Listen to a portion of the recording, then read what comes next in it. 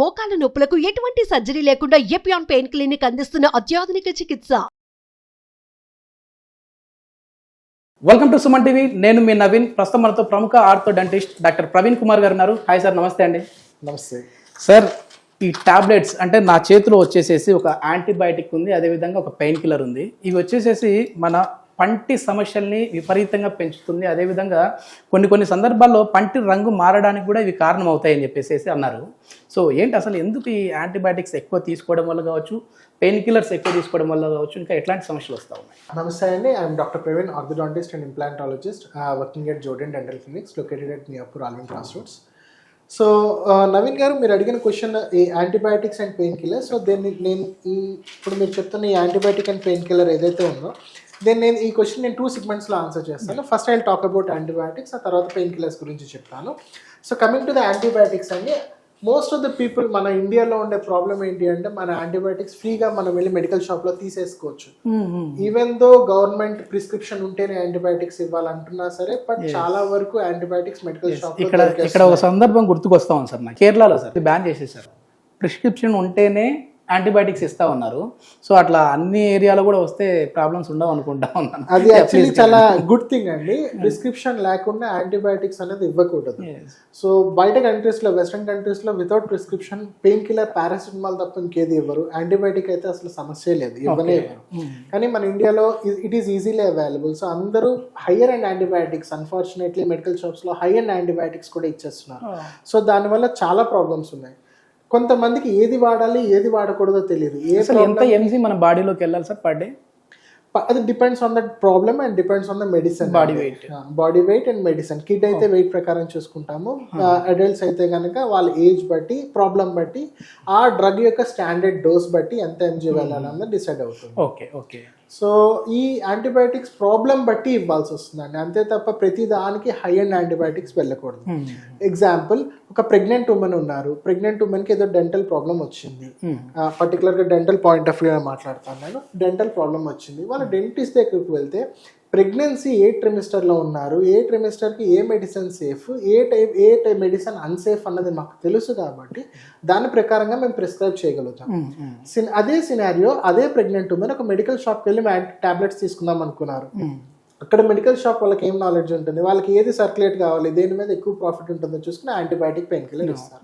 ఎట్లాంటి మెడిసిన్, ఎట్లాంటి కాంపౌండేషన్ మనం ప్రెగ్నెంట్ ఉమెన్కి ఇవ్వకూడదు? మెట్రోనిడజోల్ అనే యాంటీబయాటిక్స్ ఉంటాయండి. సాధారణంగా అవి ప్రెగ్నెంట్ ఉమెన్స్కి ఇవ్వకూడదు. సో అవి ఇవ్వడం వల్ల ఏమవుతుందంటే ప్రెగ్నెంట్ ఉమెన్ వాళ్ళ పొట్టలో ఉన్న బేబీకి, మదర్కి త్రూ ప్లాసెంటా న్యూట్రిషన్ అనేది సప్లై అవుతుంది. సో మదర్ ఏం తింటున్నా సరే బేబీకి త్రూ ప్లాసెంటా వెళ్తూ ఉంటుంది. సో ఆ ప్లాసెంటాలో ఫుడ్డే కాదు, ఈ మెడిసిన్ కూడా ట్రాన్స్ఫర్ అవుతుంది.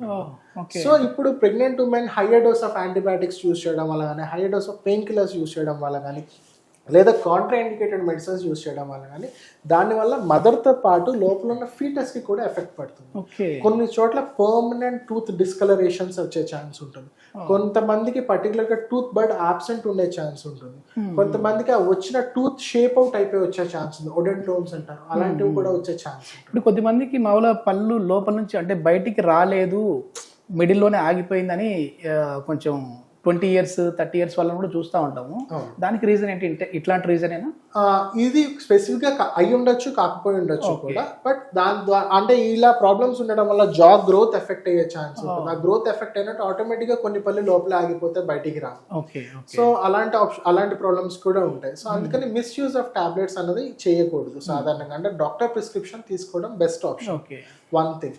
సెకండ్ థింగ్ అండి, యాంటీబయాటిక్స్తో వచ్చే మేజర్ ప్రాబ్లం ఏంటి అంటే ఒక డాక్టర్ చూస్తే ఆ ప్రాబ్లమ్కి ఎంత ఇన్ఫెక్షన్ ఉంది, ఎంత అమౌంట్ ఆఫ్ డ్రగ్ కావాలి, ఎన్ని రోజులు కావాలనేది మేము సజెస్ట్ చేయగలుగుతాం. ఫర్ ఎగ్జాంపుల్, ఒక డెంటల్ పెయిన్ వచ్చింది, we suggested 3 days of antibiotics use చేయండి అని చెప్పాము, ప్రాబ్లమ్ సాల్వ్ అయింది.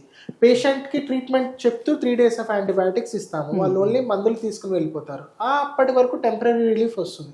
మళ్ళీ ఒక 1 month తర్వాత రిపీట్ అయితే పేషెంట్ డాక్టర్ దగ్గరికి రాకుండా అదే ప్రిస్క్రిప్షన్ పట్టుకుని మెడికల్ షాప్ దగ్గరికి వెళ్తారు. సో ఏమవుతుంది, ఇలా రిపీట్ చేయడం వల్ల ఆ డ్రగ్ ఇంకా మళ్ళీ ఆ పేషెంట్కి పని చేయదు. సో నెక్స్ట్ టైం సేమ్ ప్రాబ్లంకే మనం హైయర్ లెవెల్ యాంటీబయాటిక్స్ ఇవ్వాల్సి వస్తుంది. సో దీన్ని డ్రగ్ రెసిస్టెన్స్ అంటారు. ఈ డ్రగ్ రెసిస్టెన్స్ అనేది చాలా ఎక్కువగా డెవలప్ అయిపోతుంది. పర్టికులర్గా ఒకనొక టైంలో ఇప్పుడు 250 mg నుంచి 500 mg నుంచి అది కూడా పని చేయకుండా ఐవి వరకు ఇంజెక్షన్స్ వరకు వెళ్ళాలని విన్నాను సార్. వెళ్ళాల్సి వస్తుంది. ఇప్పుడు ఇలా డ్రగ్ రెసిస్టెన్స్ వచ్చింది. మనం బేసిక్ అమాక్సిలిన్ అండ్ క్లామిలిన్ అనేది వెరీ స్టాండర్డ్ డ్రగ్, చాలా వరకు డెంటల్ యూజ్ చేసే drug and safest drug for most of the people. Okay. So maximum ఇప్పుడు ఉన్న పరిస్థితుల్లో ఏమైందంటే, ఇంతకు ముందు ఒక 10 years back that should have solve most of the problems. Okay. ఇప్పుడు పరిస్థితి ఏమైందంటే కొన్ని ప్రాబ్లమ్స్ అసలు ఆ డ్రగ్ కొంతమందికి పనిచేయని కూడా పనిచేయట్లేదు because of antibiotic resistance. Okay. వాళ్ళు ఆల్రెడీ రిపీటెడ్ గా టాబ్లెట్ వాడడం వల్ల we have to go for high and వెళ్ళాల్సి వస్తుంది. ఓకే. ఇప్పుడు పెయిన్ కిల్లర్లు ఏ విధంగా మనకి ఇంపాక్ట్ అవుతుందండి? ఎగ్జాక్ట్లీ. పెయిన్ కిల్లర్ వల్ల 2 ఎఫెక్ట్స్ ఉన్నాయండి. ఒకటి డెంటల్, 2 ఓవరాల్ బాడీ పైన. ఫస్ట్ డెంటల్ పాయింట్ ఆఫ్ వ్యూలో ఆలోచించుకుంటే కనుక ఏదైనా పెయిన్ వచ్చింది, సో పెయిన్ వచ్చిందంటే అక్కడ ఒక ప్రాబ్లం ఉంది, ఆ ప్రాబ్లమ్కి సొల్యూషన్ ఆలోచించాలి. రాదర్ దాన్ దట్ ఒక పెయిన్ కిల్లర్ వేసుకుంటే ఏమవుతుంది, ఓవరాల్ గా బాడీలో ఎక్కడ ప్రాబ్లం, పెయిన్ కిల్లర్ నోట్లో వేసుకుంటే ఓవరాల్ గా బాడీలో ఎక్కడ పెయిన్ ఉన్నా తగ్గుతుంది. అంతే తప్ప డెంటల్ దగ్గర ప్రాబ్లమ్ సాల్వ్ అవుతుంది. ఇప్పుడు మీకు ఏదో క్యావిటీ ఉంది, ఆ క్యావిటీ లోపల వరకు వెళ్ళడం వల్ల పెయిన్ వస్తుంది.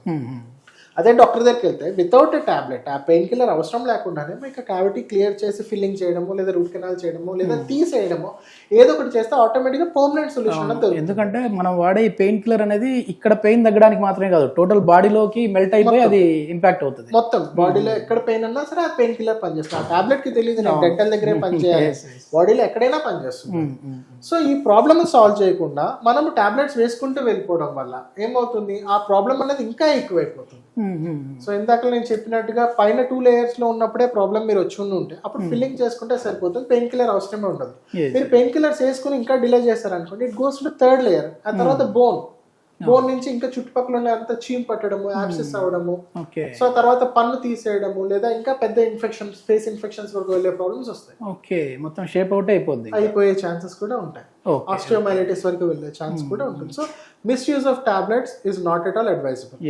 ఇది మొత్తం మీద మనకి ఇంట్లో అందరికీ కూడా ఇవి ఈ కోవిడ్ టైంలో ప్రతి ఒక్క ఇంట్లో ప్రతి ఒక్క డాక్టర్ తయారయ్యారు.